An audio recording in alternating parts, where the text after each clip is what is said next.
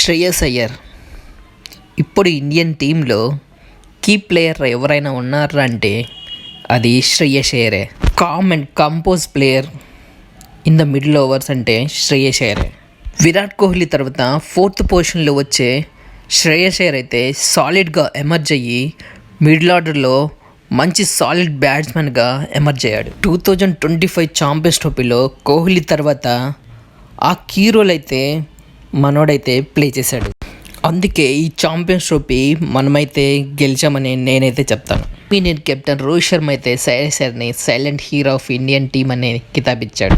Champions ట్రోఫీలో Shreyas Iyer history చూసుకుంటే ఆడిన 5 ఇన్నింగ్స్లో 243 రన్స్ చేసి సెకండ్ హైయెస్ట్ బ్యాట్స్మెన్గా నిలిచాడు. ఇంకా ఇన్నింగ్స్ వైజ్కి వస్తే 5 ఇన్నింగ్స్లో 60 యావరేజ్ రన్స్తో అలాగే 250స్తో మనోడు సాలిడ్ పర్ఫార్మెన్స్ ఇచ్చాడు.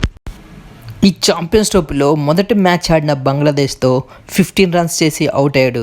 కానీ మిగతా మ్యాచ్లన్నిట్లోనూ మనోడైతే యావరేజ్గా 50 రన్స్ అయితే చేశాడు. ఆస్ట్రేలియాతో జరిగిన సెమీఫైనల్స్లో 45 రన్స్ చేసి అలాగే ఫైనల్స్లో జరిగిన న్యూజిలాండ్తో 48 రన్స్ చేసి ఇండియా గెలవడంలో కీలక పాత్ర అయితే పోషించాడు.